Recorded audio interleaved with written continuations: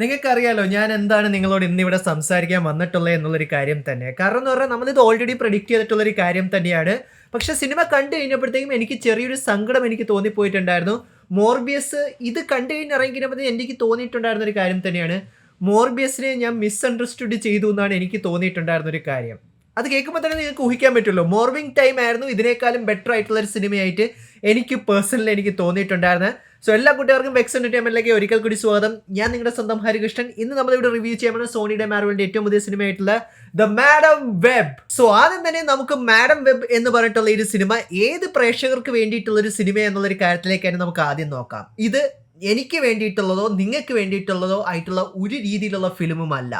ഇത് തികച്ചും സോണി അവരുടെ സ്പൈഡർമാൻ്റെ ലൈസൻസ് പ്രൊട്ടക്ട് ചെയ്യാൻ വേണ്ടി മാത്രം ചെയ്തിട്ടുണ്ടായിരുന്ന ഒരു സിനിമയായിട്ടാണ് എനിക്കിത് കണ്ടുകഴിഞ്ഞപ്പോൾ എനിക്ക് തോന്നിയത്. കാരണം എന്ന് പറഞ്ഞാൽ സോണിക്ക് അറിയാം അവർ അടുത്ത് ഈ ഒരു ലൈസൻസ് യൂസ് ചെയ്തില്ലെങ്കിൽ അവരുടെ കയ്യിൽ നിന്ന് ലൈസൻസ് തിരിച്ച് ഡിസ്നിയുടെ കയ്യിലേക്കും മാർവലിൻ്റെ കയ്യിലേക്കും പോകുമെന്നുള്ളൊരു കാര്യം അവർക്കറിയാം. സോ എന്താണെങ്കിലും അവർ സ്പൈഡർമാൻ്റെ ലൈസൻസ് വിട്ടു കൊടുക്കാനും പോകുന്നില്ല. സോ അങ്ങനെ നമുക്ക് കിട്ടിയിട്ടുള്ളൊരു സിനിമ തന്നെയാണ് മാഡം വെബ് എന്ന് പറഞ്ഞിട്ടുള്ള ഈ ഒരു ഡിസാസ്റ്റർ അല്ലെങ്കിൽ ഈ ഒരു ദുരന്തമായിട്ടുള്ള ഈ ഒരു സിനിമ. ആൻഡ് ഈ സിനിമ നമുക്ക് ആർക്കും വേണ്ടിയിട്ടുള്ളതല്ല. ഇത് സോണി അവരുടെ ലൈസൻസ് സേവ് ചെയ്യാൻ വേണ്ടിയിട്ട് ഇറക്കിയിട്ടുള്ളതാണ്.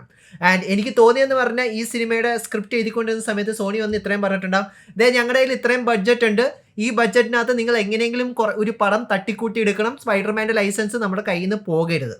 ഇതായിരിക്കും സോണിയുടെ സുപ്പീരിയേഴ്സ് വന്ന് ഈ പറഞ്ഞ ഈ സിനിമയിൽ വർക്ക് ചെയ്തുകൊണ്ടിരുന്ന ആൾക്കാരോട് പറഞ്ഞതെന്നാണ് എനിക്ക് പേഴ്സണലി എനിക്ക് തോന്നിയിട്ടുണ്ടായിരുന്നത്. അതായത് നിങ്ങൾ എന്ത് തേങ്ങ വേണമെങ്കിലും ചെയ്തോ, നമ്മുടെ ബഡ്ജറ്റ് ഇതാണ്, നമുക്ക് വേറെ കുറേ പ്രൊഡക്റ്റ് പ്ലേസ്മെൻ്റ് ഒക്കെ നമുക്ക് ഇതിനകത്ത് കുത്തിച്ചേർക്കാം, സോ നമുക്ക് കാശ് കിട്ടും, ആരെങ്കിലുമൊക്കെ ഇത് പോയി കാണുമല്ലോ, സൂപ്പർ ഹീറോസ് കാണുന്ന ഏതെങ്കിലും പൊട്ടന്മാരൊക്കെ പോയി കാണുമല്ലോ. ഇതായിരുന്നു അവരുടെ മൊത്തത്തോടെയുള്ള ഐഡിയോളജി എന്നാണ് ഈ സിനിമ കണ്ടു കഴിഞ്ഞപ്പോൾ എനിക്ക് പേഴ്സണലി എനിക്ക് തോന്നിയിട്ടുണ്ടായിരുന്നത്. അതായത് story, script, direction, actors, dialogue, ഒരു തേങ്ങാക്കൊലയും ഈ ഒരു പടത്തിനകത്തില്ല. ഇനി ആക്ഷൻ ഉണ്ടോ, അല്ലെങ്കിൽ നമ്മുടെ സ്പൈഡർമാൻ, പിന്നെ പോസ്റ്റ് ക്രെഡിറ്റ് സീൻ, അതിനെക്കുറിച്ച് ഞാൻ പറയുന്നില്ല.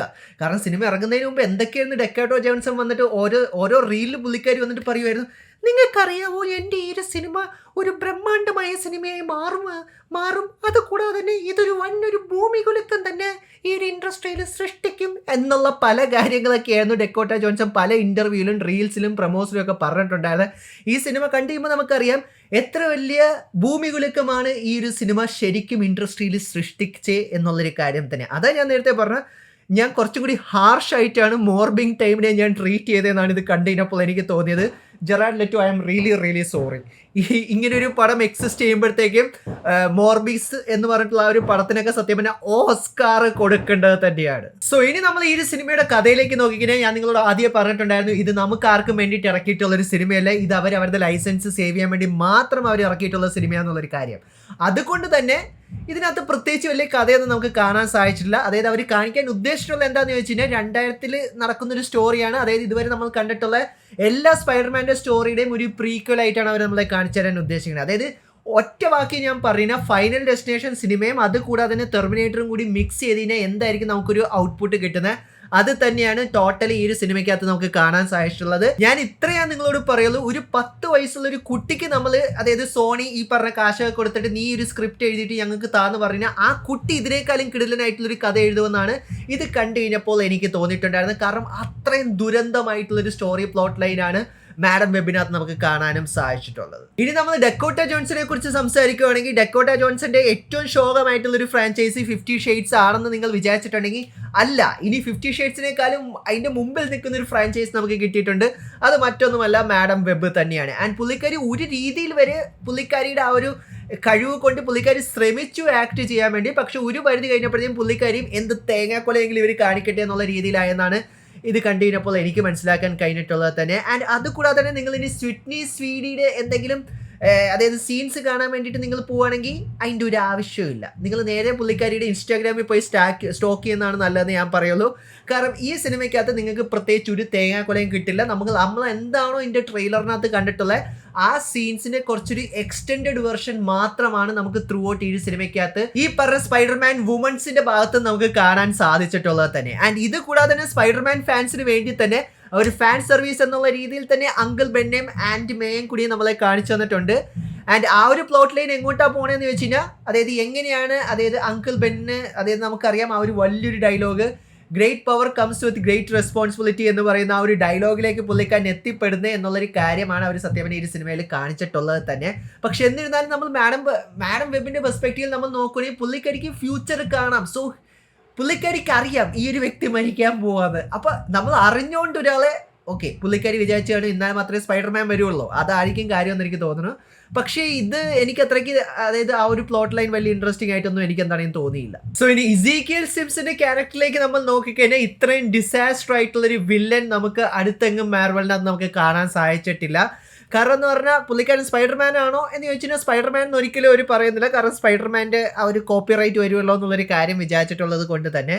പക്ഷെ എന്നിരുന്നാലും എല്ലാം പോട്ടെ, പുള്ളിക്കാരൻ സംസാരിക്കുന്ന രീതി വരെ നിങ്ങൾ കേട്ട് നോക്കിയാൽ നിങ്ങൾക്ക് മനസ്സിലാക്കാൻ പറ്റും. കാരണം ഞാൻ നേരത്തെ നിങ്ങളോട് പറഞ്ഞു, ഇത് വെച്ച് നോക്കുകയാണെങ്കിൽ മോർബിയസിന് സത്യം പറഞ്ഞാൽ ഓസ്കർ കൊടുക്കണം എന്നുള്ളൊരു കാര്യം. അത് മറ്റൊന്നും കൊണ്ടല്ല, അറ്റ്ലീസ്റ്റ് മാറ്റ് സ്മിത്തിന്റെ കുറച്ച് മീമബിൾ ആയിട്ടുള്ള സീനൊക്കെ ഉണ്ടായിരുന്നു. അതായത് ലെറ്റ്സ് ഹാവ് സെക്സ് എന്നൊക്കെ പറഞ്ഞിട്ടുള്ള ആ ഒരു പാട്ടെല്ലാം നിങ്ങൾ കണ്ടിട്ടുണ്ടെന്ന് ഞാൻ പ്രതീക്ഷിക്കുന്നു. കാരണം അറ്റ്ലീസ്റ്റ് ആ സിനിമ മീമിൻ്റെ പോയിന്റ് ഓഫ് വ്യൂവിലെങ്കിലും ഒരു റെലവൻസി അതിന് കൊണ്ടുവരാൻ സാധിച്ചിട്ടുണ്ടായിരുന്നു. പക്ഷെ അതുപോലും നമുക്ക് എന്താണെങ്കിലും ദൈവം അനുഗ്രഹിച്ച് മാഡം വെബിനകത്ത് നമുക്ക് കാണാൻ സാധിച്ചിട്ടില്ല. സോ ഞാൻ നിങ്ങളോട് പറയുള്ളൂ, ഈ പറയുന്ന വാലന്റൈൻസ് ഡേയുടെ ടൈമിൽ സോണി മാർവലും ചേർന്ന് ഇത്രയും ധൈര്യത്തോടെ ഈ ഒരു പൊട്ട ഫിലിം അവർക്ക് ഇറക്കാൻ സാധിക്കുകയാണെങ്കിൽ അതിനേക്കാളും 100% കോൺഫിഡൻസ് ഇത് വാച്ച് ചെയ്ത് നിങ്ങൾക്ക് ഓരോരുത്തർക്കും ഉണ്ടെന്നാണ് ഞാൻ പ്രതീക്ഷിക്കുന്നത്.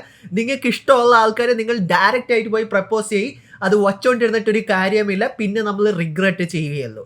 കാരണം എന്ന് പറഞ്ഞാൽ കാരണം ഈ മാഡം വെബ് ഇറക്കിയ ആൾക്കാർ അവർക്ക് ഇത്രയും വലിയ കോൺഫിഡൻസ് ഉണ്ടായിരുന്നല്ലോ. കാരണം ഇങ്ങനൊരു പടം ഞങ്ങൾ വാലന്റൈൻസ് ഡേയിൽ ഇറക്കും എന്നുള്ളൊരു കാര്യം വെച്ച് നോക്കുകയാണെങ്കിൽ നമുക്ക് ഓരോരുത്തർക്കും അതിനേക്കാളും വലിയ കോൺഫിഡൻസ് ഉണ്ടെന്നാണ് എനിക്ക് പേഴ്സണലി തോന്നുന്നത് തന്നെ.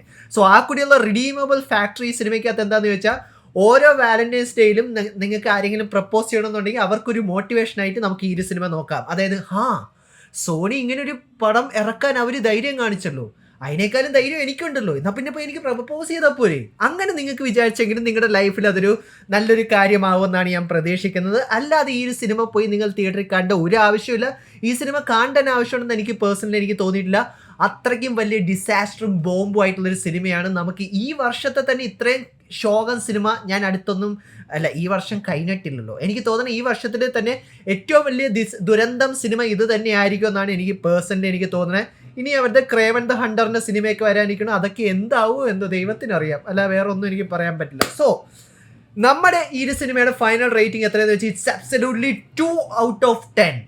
2 പോലും ഡിസർവ് ചെയ്യുന്നില്ല. ഞാൻ 2 കൊടുത്തത് അറ്റ്ലീസ്റ്റ് ഡക്കോട്ട ജോൺസനും പിന്നെ അവരൊരു പടം ഇറക്കി, അത്ര തന്നെ. അല്ല വേറൊരു കാര്യം കൊണ്ട് ഞാൻ പറയും, ഈ പടത്തിൻ്റെ പുറകെ കുറച്ചെങ്കിലും ആൾക്കാർ ഹാർഡ് വർക്ക് ചെയ്തിട്ടുണ്ട്. ഇതിൻ്റെ അണിയറ പ്രവർത്തകർക്കും കൂടി വേണ്ടി മാത്രമാണ് ഞാൻ ഈ ഒരു സിനിമയ്ക്ക് 2 റേറ്റിംഗ് കൊടുക്കുന്നത്, അല്ലാതെ വേറെ ഒന്നും കൊണ്ട് അല്ല.